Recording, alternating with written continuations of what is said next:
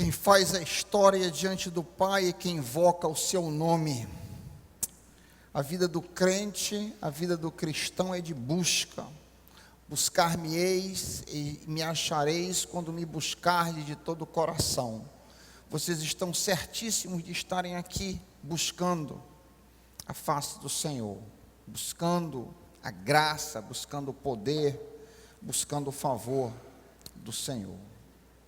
Hoje à noite nós estamos iniciando uma nova série que vai ser bem mais curta do que a série que terminamos quarta-feira pretérita, oração dominical. Estamos iniciando uma série chamada Orando em Gênesis. E o plano que eu tenho traçado será aproximadamente assim, não está tudo fechado, mas como que eu pensei em fazer. Nós vamos orar, por assim dizer, com os santos, orando em Gênesis. Quando terminarmos, devemos ter aí umas 5 ou 6 mensagens. Aí vamos orando em Êxodo, orando em Números, orando, e por aí nós vamos seguindo, debaixo da graça e da misericórdia do Senhor, expondo assim, amada igreja, as orações dos santos. Esta é a ideia que o Senhor tem colocado no meu coração e que eu pediria para que os irmãos estivessem orando, para que eu recebesse a palavra do Senhor e pudesse fielmente passar para os irmãos aquilo que o Senhor tem comunicado comigo. Quantos têm o único livro do mundo, que é a palavra de Deus? O único livro, não é o Vedas, não é o Alcorão, é a palavra de Deus, a inerrante, glória a Deus, é a inerrante palavra do Deus vivo. Nós vamos nos voltar para a primeira menção. Nós vamos nos voltar para a primeira vez na história do homem quando invocar o Senhor é indicado. E o texto que eu gostaria de ler está em Gênesis 4. Nós vamos ler apenas 2 versículos, o 25º e o 26º versículo. Gênesis 4º capítulo, 25º e 26º versículos. Diz assim a santa palavra do Senhor: tornou Adão a coabitar com sua mulher, e ela deu à luz um filho, a quem pôs o nome de Sete, porque disse ela: Deus me concedeu outro descendente em lugar de Abel, que Caim matou. A Sete nasceu-lhe também um filho, o qual pôs o nome de Enos. E aí vem o que a gente quer. Daí começou a invocar o nome do Senhor. A partir desse ponto, começaram a invocar o nome do Senhor. Pai querido, que as palavras da minha boca e o meditar do meu coração, Pai, sejam agradáveis a Ti, rocha minha e redentor meu. Abre os ouvidos do Teu povo, Pai. Abre os nossos corações para que a palavra caia em solo fértil e que nós possamos invocar, termos uma vida que invoca o Teu nome permanentemente, para que as nossas gerações, os nossos filhos, os nossos netos sejam abençoados pelo Senhor. Oramos assim, agradecidos no nome de Jesus, e o povo de Deus apoiando diz: amém. O culto, obviamente este texto tem direta relação com o ato de culto, o ato de cultuar, o culto prestado pelos irmãos Caim e Abel, representa 2 modelos de adoração. O contexto do texto que lemos começa aí no versículo 3, nós lemos o 25 e o 26. O contexto mostra 2 modelos bem distintos um do outro. Lemos em 4:3 em diante que, passando algum tempo, Caim trouxe do fruto da terra uma oferta ao Senhor. Abel, por sua vez, trouxe as partes gordas das primeiras crias do seu rebanho. O Senhor aceitou com agrado Abel e sua oferta, mas não aceitou Caim e sua oferta. Por isso, Caim se enfureceu e seu rosto se transtornou. Observa a diferença entre esses dois atos de culto que nós acabamos de ler. Um é bom, o outro é excelente. Um é dentro de uma regularidade, o outro é excepcional. A oferta de Caim é boa, a de Abel é sobremodo excelente. Enquanto que Caim dá uma oferta, Abel dá as primícias. Está aí a diferença. Enquanto que o irmão Caim dá uma oferta, apresenta uma oferta, uma simples oferta, Abel apresenta as primícias. Esse é o primeiro ponto que diferencia os dois adoradores. O outro que nos chama a atenção, quando lemos este texto, é que o adorador é colocado na frente da oferta. Vocês notaram isso no texto? Diz lá, Gênesis 4, 3, 4 e 5. O Senhor aceitou com agrado Abel e sua oferta. Primeiro vem o homem, primeiro vem a pessoa, mas não aceitou, aí vem a pessoa, Caim e sua oferta. Há uma lição muito preciosa aqui para mim e para você. O ofertante vem antes da oferta. Quem eu sou vem antes do que aquilo que eu vou dar. Ser é mais importante do que ter. O Senhor nos olha por dentro. Então, o conteúdo do que eu vou dar, R$10, R$100, ou o meu trabalho voluntário, a minha energia, é secundário. O que é mais importante sou eu, o meu ser. Abel e sua oferta. Caim primeiro e sua oferta. Quando eu estava considerando este ponto tão importante para um adorador, para um homem e uma mulher que querem de fato serem pessoas santas e dedicadas ao Senhor, me veio um texto muito caro e que eu queria que fosse caro para você também. Queria que você marcasse. É um dos textos mais importantes do Antigo Testamento. 1 Samuel 16, 7. 1 Samuel 16, 7. Esse texto é uma pérola no meio do Antigo Testamento. Diz assim, essa preciosidade. 1 Samuel 16, 7. O Senhor não vê como o homem vê a aparência, mas o Senhor vê o coração. Que coisa linda, né? O homem vê a aparência, a exterioridade, mas o Senhor não vê assim. O Senhor vê o coração. O contexto desse texto vocês conhecem muito bem. Samuel foi para ungir o novo rei de Israel, e quando ele chegou na casa de Jessé, que ele viu Eliabe era um moço bonito, alto, imagino bem mais alto do que eu, tipo assim um Filipe, um moço bem afeiçoado, e quando ele bateu os olhos em Eliabe, Samuel disse assim, esse é o novo rei, com certeza o Senhor escolheu esse para ser o novo rei de Israel, e é o Espírito Santo diz na voz dele, esse eu rejeitei, não é esse. E aí então essa citação preciosa, amiga, querida, o Senhor não vê como o homem vê, o Senhor vê o coração.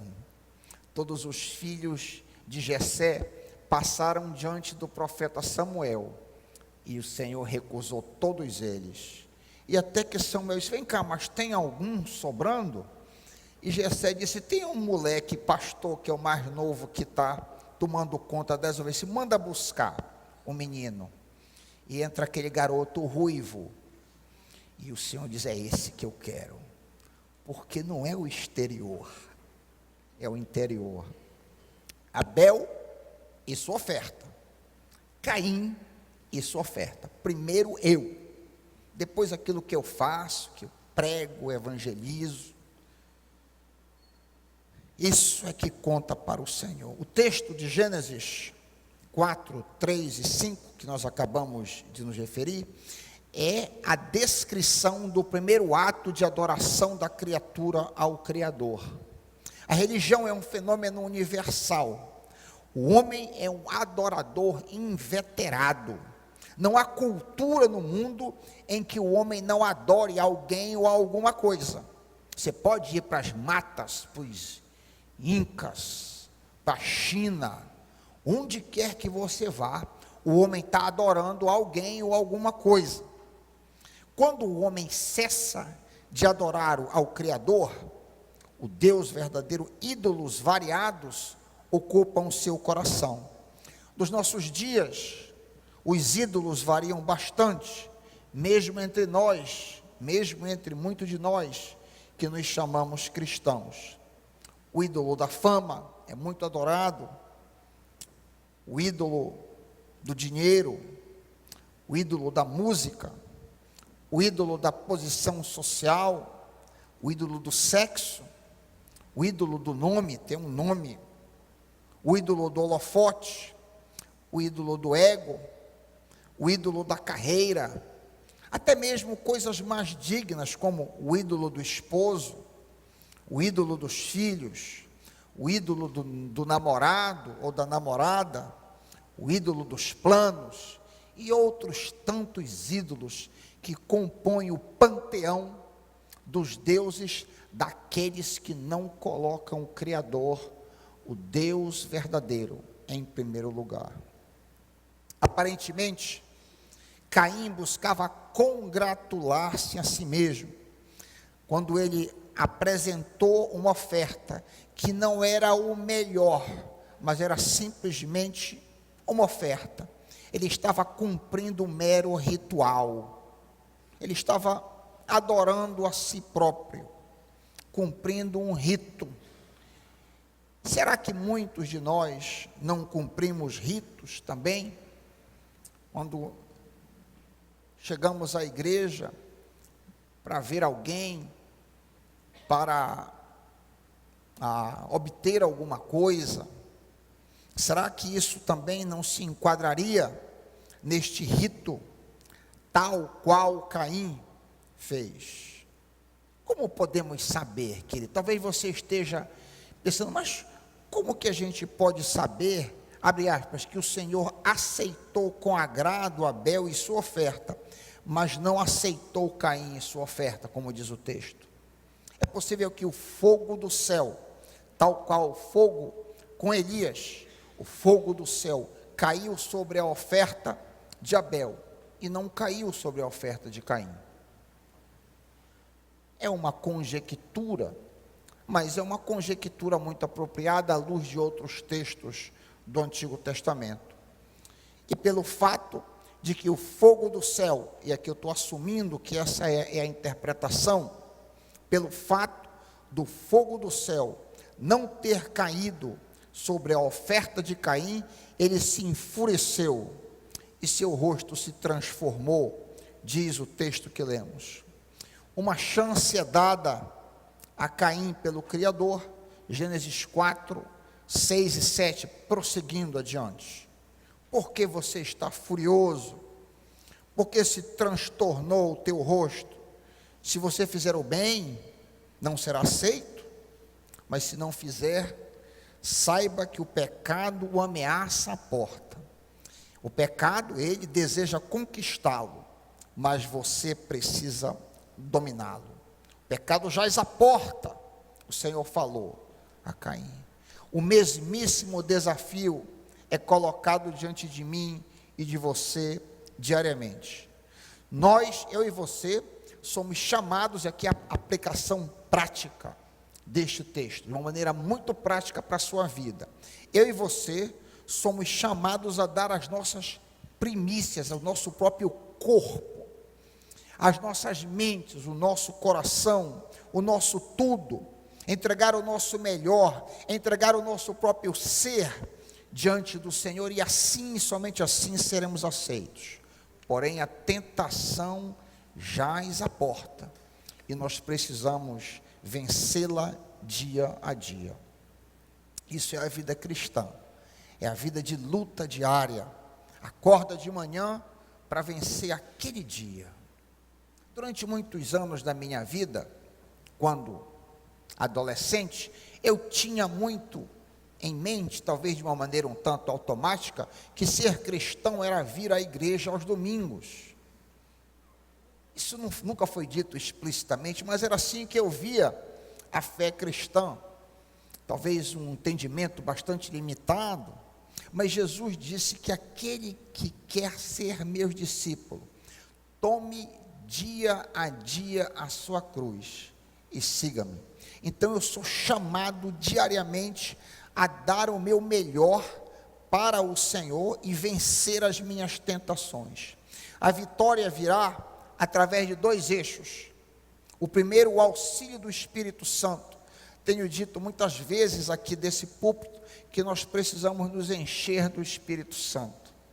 Nós precisamos buscar diariamente a força do Espírito Santo, para que possamos viver vidas de contentamento e de gozo verdadeiro. E o segundo eixo, a firme resolução de agradar a Deus. Somente dependendo da força do Espírito, eu poderei conquistar os três inimigos que estão ao meu redor: o mundo, o diabo e a carne.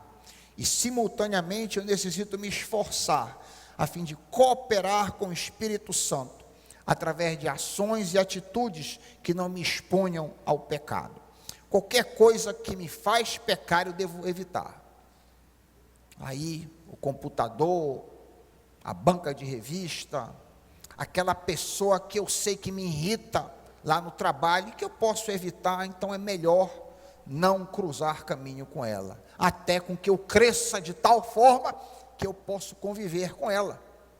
Eu devo evitar coisas que me tentam e que me fazem tropeçar. No nosso texto, o filho 7 representa o recomeço. Nós tropeçamos de muitas formas e maneiras e precisamos recomeçar. E o nome 7, que quer dizer substituto, Sheth, é o termo original, que também pode ser traduzido como apontado ou substituto, representa um recomeço. Quando Sete nasceu, Adão tinha 130 anos, lemos isso em Gênesis 5:3. Sabemos que Adão e Eva tiveram muitas filhas, e com uma dessas moças, Caim casou, como vemos em Gênesis 4:17. Coabitou Caim com sua mulher, ela concebeu e deu à luz a Enoque. Esse Enoque aqui não é aquele que andava com Deus, não, viu? Isso é outro Enoque. Vamos já chegar no Enoque que andava com Deus. Isso aqui é o filho de Caim, mas não é Enoque, filho de Caim, que substitui a linha santa. É Sete, o apontado, o substituto. Quem substitui o piedoso Abel, o santo Abel, é o novo filho de Adão e Eva, o substituto, Sete. Essa é a linhagem piedosa de onde séculos mais tarde virá o Messias, como vemos na genealogia de Jesus, descrita em Lucas 3:38. Se você se voltar para Lucas, deixa um dedo em Gênesis e vá para Lucas 3:38, você vai ver que é dessa genealogia, dessa linhagem piedosa, que vem o Messias. Lucas 3:38.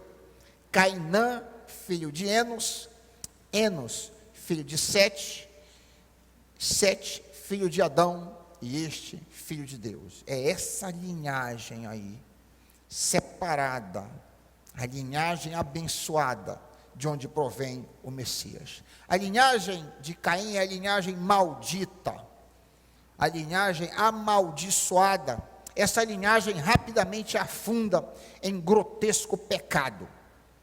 Nós trabalhamos aí do 4 em diante, 4, 5, 6, 7. Se você olhar do 17 em diante, você vai ver que essa linhagem amaldiçoada, a linhagem que pecou, começa a afundar rapidamente. A primeira coisa que a linhagem de Caim faz é inventar a cidade, a vida citadina. Obviamente que a cidade por si só, a vida na cidade, não é pecado, nós moramos em uma. Mas o homem foi criado para a vida campestre. Quem inventou a cidade foi Caim. Se você olhar isso no versículo 17, coabitou Caim com sua mulher. Parte B, Caim edificou uma cidade. É a criação da cidade, que o homem não foi feito para ela. E quanto pecado se desenvolve na cidade. As cidades têm sido foco de pecaminosidade pelo ajuntamento que ela provê. O segundo passo, nesse afundamento, nesse esgoto progressivo, é a exaltação, a preservação do nome. É o segundo passo. Edificou uma cidade e lhe chamou Enoque, o nome do seu filho. O desejo de preservar ou de exaltar um nome. A prática de perpetuar nomes faz contraste com o que vemos na linhagem piedosa de Abel e Sete, cujo nome não foi tentado ser preservado e Deus o exaltou, como nós vemos em Hebreus 11:4. Hebreus 11:4 mostra que o nome da linhagem piedosa é exaltada por Deus, enquanto o nome da linhagem maldita é tentado ser exaltado pelo homem. Um contraste claro. Pela fé, Hebreus 11:4, pela fé, Abel ofereceu a Deus um sacrifício superior ao de Caim. Pela fé, ele foi reconhecido como justo, quando Deus aprovou as suas obras. E está aqui o ponto da permanência. Embora esteja morto, por meio da fé ainda fala. Ele foi perpetuado por Deus. O seu nome foi mantido e exaltado por Deus, enquanto que a geração maldita estava querendo exaltar o seu próprio nome nas suas próprias forças. Que contraste tremendo. Abel fala através da sua vida, através do seu testemunho. Caim desejava que o nome do seu filho fosse exaltado. Há uma grande lição aqui para mim e para você. As nossas vidas devem falar alto, enquanto que nós não devemos nos preocupar em exaltar os nossos nomes. Não importa se meu nome é ou não conhecido. O que importa é que a minha vida, o meu proceder, abençoa as pessoas. O meu nome não deve ser uma preocupação minha de fazê-lo conhecido, fazer com que ele seja escrito, ou que haja memorial à minha pessoa. O que interessa para Deus é que a minha vida seja uma vida de beleza para as pessoas. Amém, meus irmãos? A linha maldita procede ainda em decadência. A primeira foi a invenção da cidade, da vida citadina. A segunda, a preocupação com a exaltação do nome. A terceira é pior. Nessa queda, nesse movimento para baixo, é a insatisfação com o padrão heterossexual monogâmico que Deus havia estabelecido. Você lê que a imoralidade de Lameque tomou para si duas. Com a imoralidade de Lameque, ele tomou para si duas esposas. Gênesis 4:19. Gênesis 4:19. Vemos aqui a trágica quebra do padrão original preparado pelo Criador, construído de um homem e uma mulher. Uma vez que a bigamia, no caso, é introduzida, nada impede a multiplicação de esposas daí em diante. Nada impede que um homem agora tenha 2, 3, 10, 100 esposas. Pelo menos nesse padrão amaldiçoado da linha caínica. E que tragédia, que desastre para a alma feminina, para a mulher, um ser tão precioso, tão amado por Deus, que deseja ser a primeira e a única na vida de um homem. Toda mulher deseja ser a primeira pessoa na vida do seu esposo e a única pessoa. Nenhuma mulher aqui gostaria de um padrão diferente desse. E Lameque quebra, Lameque violenta esse padrão. Fosse tudo isso pouco, nessa descida rápida rumo à depravação, Lameque, por último, se gaba da sua maldade. Lameque, no nosso texto, se exalta, e ele, de alguma maneira, distorce a palavra de Deus, e diz que, da mesma maneira como Caim foi protegido por Deus quando assassinou seu irmão, ele também seria protegido se ele fizesse alguma coisa má. Ele assassinou 2 pessoas, como lemos no versículo 19 em diante. Lemos no versículo 19 em diante, 23 em diante, desculpem. Vós, mulheres minhas de Lameque, escutai o que passo a dizer-vos. Matei um homem, porque ele me feriu, um rapaz, porque ele me pisou. A violência se exacerbou de tal maneira que ele se gloria no assassinato em que ele havia cometido. Mas ele conclui o pensamento de uma maneira tremenda. Ele diz, em um texto um tanto confuso, que eu tive dificuldade para entender esse versículo 24, a conclusão de Lameque. 7 vezes se tomará a vingança de Caim, de Lameque, porém, 70 vezes 7. Eu tentei uma paráfrase aqui para fazer sentido, escrevi a caneta do lado aqui da minha Bíblia, o seguinte, para destrinchar isso aqui. Versículo 24, paráfrase aqui. Se alguém matar Caim, será punido 7 vezes. Então, se alguém me matar, será punido 77 vezes. É a paráfrase para fazer sentido desse texto, um tanto convoluto e difícil de se entender, mas a interpretação é correta. Se você quiser escrever do lado da sua Bíblia, eu vou repetir, porque me ajudou muito a entender. Eu já havia lido esse texto não sei quantas vezes, não conseguia fazer sentido. Então, se você quiser fazer uma pequena paráfrase aí do lado do verso 24. Se alguém matar Caim, será punido 7 vezes, vírgula. Então, se alguém me matar, será punido 77 vezes. Fecha aspas, a paráfrase aí, para tornar inteligível um texto um tanto difícil. Então, Lameque acha que Deus o protegeria ainda mais diante da barbárie que ele cometeu. A partir de uma palavra de misericórdia, Deus havia sido misericordioso, porque quis ser misericordioso com Caim, em Gênesis 4:15.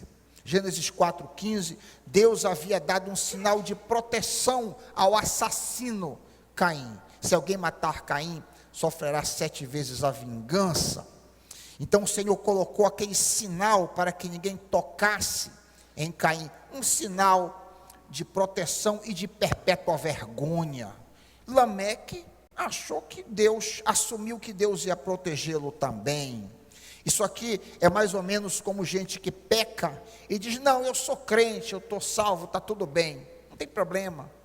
A atitude de Lameque é muito parecida com um crente que se fia pelo fato de que ele é salvo, não tem problema que ele peque. Só que Lameque é mais grosseiro ainda, é mais duro ainda. Temos aqui o cúmulo do absurdo, pelo fato que Deus decide, em alguns momentos, mostrar misericórdia. Então eu posso pecar desenfreadamente, pressupondo que Deus dispensará misericórdia e até mesmo me protegerá das consequências dos meus pecados voluntários. Assim se perverteu a descendência maldita de Caim. Do outro lado, temos a geração santa, a linhagem piedosa de Sete e Enos, que ao invés de colocar nomes em cidades, invocam o nome do Senhor. Temos aqui representando os homens tementes ao Senhor. O histórico da oração inicia aqui. Também a Sete nasceu um filho, a quem deu o nome de Enos. Nessa época, começou-se a invocar o nome do Senhor. Gênesis 4, 26. A reação humana após a queda foi negativa, foi de fuga, de ocultação. A reação aqui na invocação de Deus é positiva, é contraste. A reação primeira de fuga e de ocultação, de vergonha, está em Gênesis 3, 8 a 10. Ouvindo o homem e sua mulher os passos do Senhor, que andava pelo jardim, quando soprava a brisa do dia, esconderam-se da presença do Senhor entre as árvores do jardim. Mas o Senhor Deus chamou o homem, perguntando: onde está você? E ele respondeu: ouvi teus passos no jardim, fiquei com medo, porque estava nu, por isso me escondi. O texto que acabamos de ler, 4:26, é diametralmente oposta.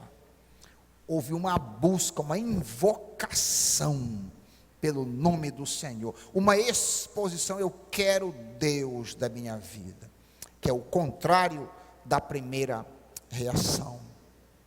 Ao constatar que a esmagadora maioria de seus irmãos e irmãs seguem o caminho de Caim, Enos e seus descendentes começam a invocar o nome do Senhor.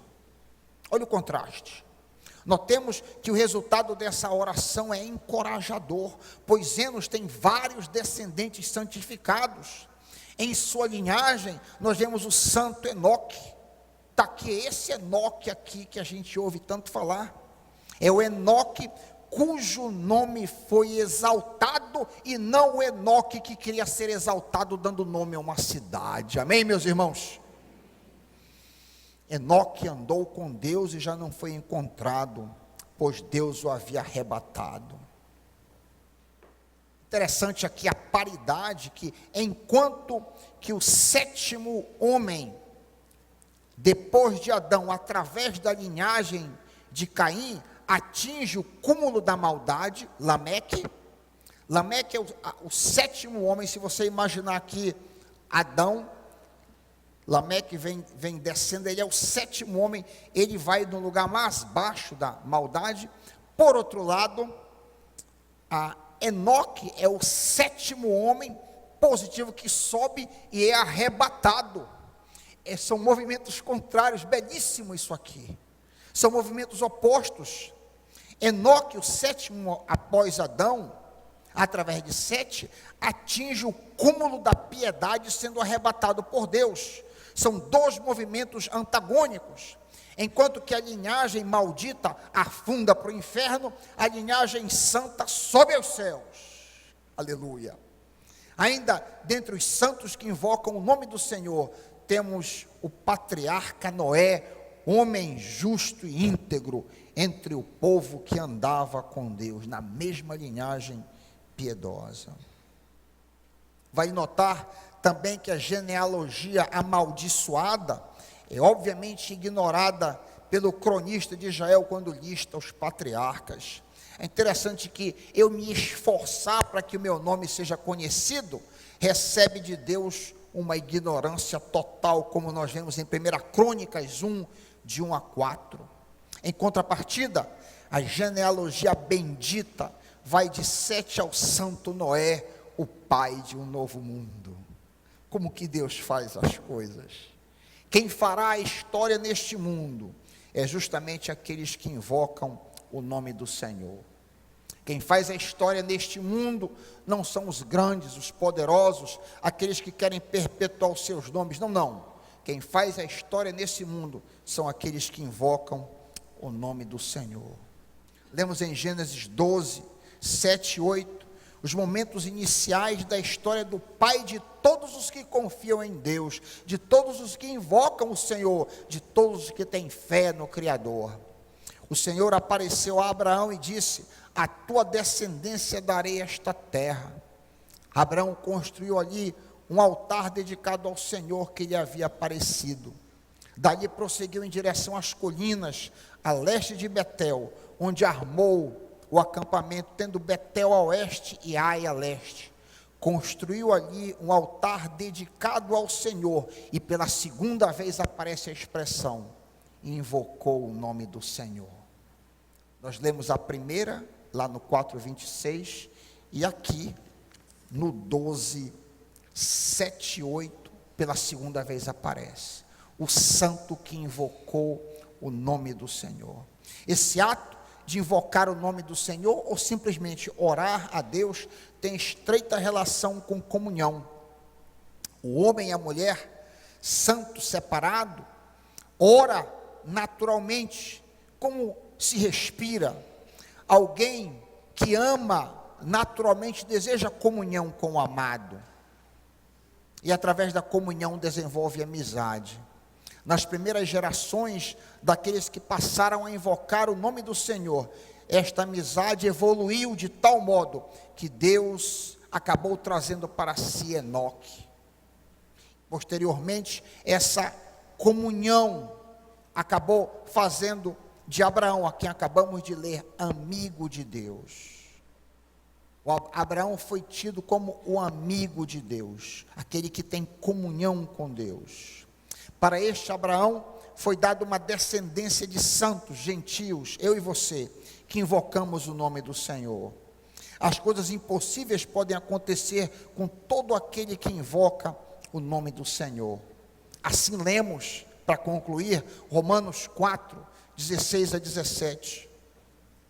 Romanos 4:16-17. Que a bênção da comunhão com o Pai vem pela fé, para que seja de acordo com a graça, e seja assim garantida toda a descendência de Abraão, não apenas aos que estão sob o regime da lei, mas também aos que têm fé, a fé que Abraão teve. Ele é o pai de todos nós, como está escrito: eu constituí pai de muitas nações. Ele é o nosso pai aos olhos de Deus, em quem creu, o Deus que dá vida aos mortos e chama à existência coisas que não existem, como se existissem. Quem faz a história diante do Pai é quem invoca o Senhor. Você que invoca o nome do Senhor, em meio a graves problemas, em meio a graves lutas, em meio a muitas dificuldades, em meio a grandes batalhas, em meio a perplexidade, em meio a medos, em meio a tremores, em meio a orações até aqui não respondidas, você está no caminho certo, meu irmão, minha irmã. Você que está buscando o Senhor, você que está invocando o nome do Senhor, saiba a minha palavra de encorajamento para você esta noite. Eu quero encorajar a sua alma, eu quero fortificar o seu coração. Você que invoca o nome do Senhor, você está no caminho certo. Você poderia estar num bar hoje à noite, você poderia estar numa roda de amigos hoje à noite, mas você resolveu vir aqui invocar o nome do Senhor. Vocês que são voluntários, vocês poderiam ir para Salinas, o Atalaia, nada necessariamente errado nisso, mas vocês resolveram dar os corpos de vocês para invocar o nome do Senhor através do serviço. Vocês estão no caminho certo. Todo aquele que invoca o nome do Senhor será salvo, diz a palavra do Senhor. Quem faz a história diante do Pai é quem invoca o seu nome. O nome do Senhor é a arma do crente. Buscar-me-eis e me achareis, quando me buscardes de todo o vosso coração. Que Deus abençoe a sua palavra para o seu coração, e siga neste caminho, invocando o nome do Senhor, e tal qual a geração abençoada, a geração bendita de Caim, Sete, Enoque, Noé e Abraão, você também será muito feliz, em nome de Jesus, amém.